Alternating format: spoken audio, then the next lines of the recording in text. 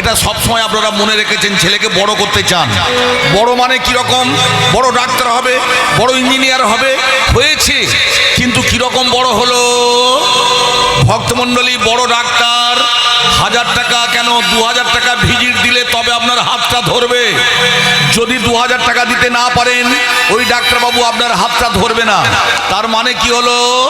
ছেলে বড় ডাক্তার হয়েছে কিন্তু ভালো ডাক্তার হয় না। বুঝতে পারছেন? একটা ছেলেকে এই মুহূর্তে ডাক্তারি পড়াতে গেলে কমপক্ষে 42 লক্ষ টাকা দরকার ভক্তমণ্ডলী। তাহলে 42 লক্ষ টাকা, আপনি 21 লক্ষ টাকা খুব বড় জোর জোগাড় করতে পেরেছেন, বাদ বাকি কিন্তু আপনার সরকার ওই টাকাটা দিল। তাহলে সরকার যখন আপনাকে MBBS এর ডিগ্রিটা দিল, রেজিস্টারটা দিল, আপনাকে কি বললেন? আপনি বললেন ডাক্তারবাবু রেজিস্টারটা দিন, অর্থাৎ আমাকে স্বীকৃতি দিন, আমি গরিবদের পাশে থাকবো, গরিবদের দেখবো। যেহেতু সরকার আমাকে 21 লক্ষ টাকা আমার পিছনে ব্যবহার করেছেন, কিন্তু ভক্তমণ্ডলী মায়েরা সেটা ভুলে গেল। 2000 টাকা দিলে তবে সে হাত দেখে। আপনাদের এই পাশাপাশি অনেক ডাক্তার আছেন, বুঝতে পারছেন ভক্তমণ্ডলী? টাকা যার আছে তার জন্য ডাক্তার আছে। তার মানে ছেলে বড় ডাক্তার হয়েছে কিন্তু ভালো ডাক্তার হয় না। বুঝতে পারছেন? তাই ভক্তমণ্ডলী মায়েরা, ভালো হতে গেলে কি করতে হবে? আস্তে ভালো পেতে গেলে, দেখতে গেলে, শুনতে গেলে আগে আমাদের চিন্তা ভাবনা করতে হবে, ছেলে বড় হোক তার চেয়ে ভালো ভালো হোক, ভালো চেয়ে আর কিছু হতে পারে না। তাই গৌরাঙ্গ মহাপ্রভু বললেন, হরিনাম কে করবে? পুত্র কন্যা সবে অর্থ ব্যয় সবাই করে,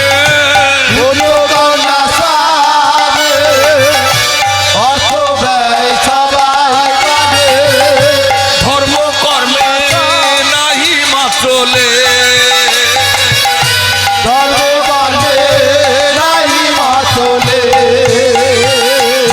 কে করিবে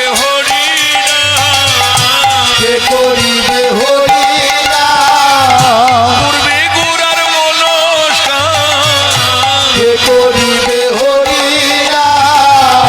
পূর্বে গোরার মনস্কার।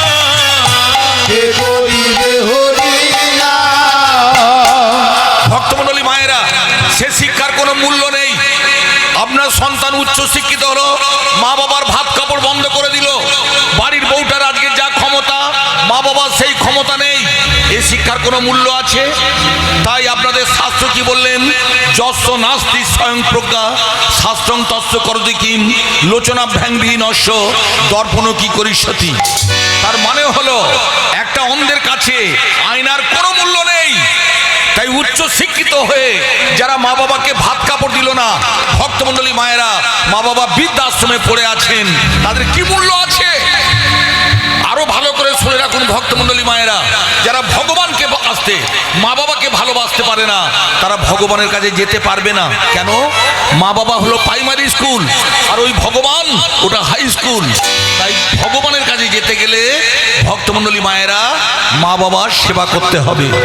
এবার আসুন, আজকের খোল বাজছে, করতাল বাজছে, নবদ্বীপের ছেলে নিমাই চিৎকার করে বলছেন, জয় জয় শ্যাম সুন্দর কি, গিরিধারী লাল কি। তাই ভক্তমণ্ডলী চিৎকার করে শুধু গৌর হরি হরিনাম করছে না, দুয়ারে দুয়ারে কীর্তন যে করছেন, চিৎকার করে শুধু বলছে না, খোলটাও বাজছে। তাই বাজে খোল, বাজে খোল, বাজে খোল, বাজে খোল, বাজে খোল, বাজে খোল, খোল বাজে, করতাল বাজে, বাজে খোল, বাজে খোল, হরি বল।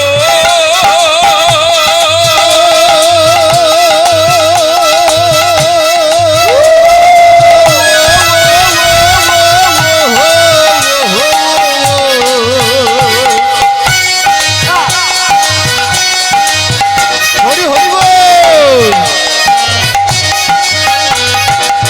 বাজে খোলে, বাজে খোল, বাজে খোল, বাজে খোল, খোল বলে খোল খোল, বাজে খোল, বাজে খোল, খোল বাজে, করতাল বাজে।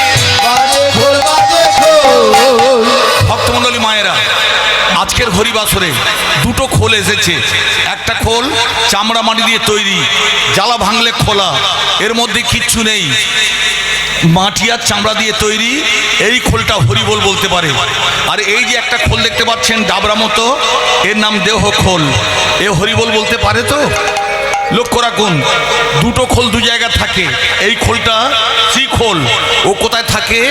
আপনাদের মন্দিরে, বুঝতে পারছেন মায়েরা, ভগবানের চরণে। আর এই খোলটা গাড়ি বাড়ি পেয়েছেন, সম্পত্তি পেয়েছেন, 10 তলা বাড়ি বেঁধেছেন, বাঁধুন, আমি আপনার কোনো ব্যাপারে নাক গলাতে যাব না। কিন্তু জেনে রাখবেন, ওই খোলটা ভগবানের মন্দিরে থাকলো, ভগবানের চরণে ঠাঁই পেয়ে গেল, সে মুক্তি পেল। আর এটা গাড়ি বাড়ি তৈরি করলো, ঘরে পড়ে রইল। তাই এই খোলটা দেহ খোল। যেদিন মারা যাবে ওটা সরাসরি শ্মশানে চলে গেল, অথচ চামড়ামাটির খোলটা ভগবানের চরণে পৌঁছে গেল। বুঝে যাচ্ছে মায়েরা?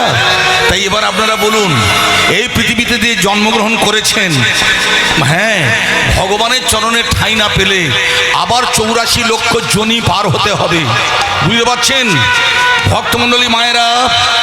11 লক্ষ আসতে 9 লক্ষ বার জন্মগ্রহণ করেছি আমরা জলজ প্রাণী হয়ে, মানে জলে বাস করেছি 9 লক্ষ বছর, একটু বসার জায়গা পাই না। তারপরে 20 লক্ষ বৃক্ষাদি মানে গাছ হয়ে এক পায়ে দাঁড়িয়েছিলাম। দ্বিতীয়টা কি হলো? তৃতীয়টা ভক্তমণ্ডলী মায়েরা 9 লক্ষ বার থেকে 11 লক্ষ বার জন্মগ্রহণ করলাম কীট হয়ে। আপনাদের বাড়িতে পায়খানা প্রস্রাব ঘরে যে কীটগুলো দেখতে পাচ্ছেন, ওগুলো আমাদের জন্ম কতবার? 11 লক্ষ। তারপর 10 লক্ষ পাখি, তারপর 30 লক্ষ জন্তু জানোয়ার, নিজের সন্তানকে নিজে চিবিয়ে খেয়েছি। তারপর ভক্তমণ্ডলী মায়েরা 4 লক্ষ বার এইরকম একটা দেহ পেলাম। কিন্তু দেহ পেলে আমরা তাকে মানুষ বলবো না। মানুষ আমরা তাকে বলবো না কেন? যে ভগবানকে চিনতে পারলো না। এত কষ্ট করে জন্মগ্রহণ করলো, কিন্তু মানুষ হলো তারা যারা ভগবানের গুণগানের মধ্যে নিজেদের সঁপে দিলেন, যারা ভগবানকে চিনতে পারলেন। তাই যাদের হুঁশ জ্ঞান নেই তারা মানুষ বলতে পারে, তারা অর্থ সম্পত্তি বিষয় বৈভব কামিনী কাঞ্চন নিয়ে মানুষকে বিক্রি করবে, মানুষের রক্ত মানুষ বিক্রি করবে। শুধু তাই নয়, তারা ভগবানকে অস্বীকার করবে। তাই এবার বলুন, এইভাবে যদি জন্মগ্রহণ করে এত কষ্ট করে যখন মর্তধামে এলেন, নিশ্চয়ই আপনি মুক্তি চান? বললে হ্যাঁ। আপনি যদি মুক্তি চান তাহলে কি করবেন? শুনে রাখুন, সত্যি যদি ওই খোলটার মতো ভগবানের চরণে পৌঁছে যান, তাহলে আপনার মৃত্যু হবে না, জন্ম হবে না। তাই আপনি কিভাবে ভগবানের কাছে যাবেন? শুনে রাখুন, ভোর 4টের সময় উঠলেন, উঠে প্রথম আপনার কাজ হবে, ভক্তমণ্ডলী মা বাবা যে ঘরে ঘুমাচ্ছেন কড়াটা নাড়লেন, মা বাবা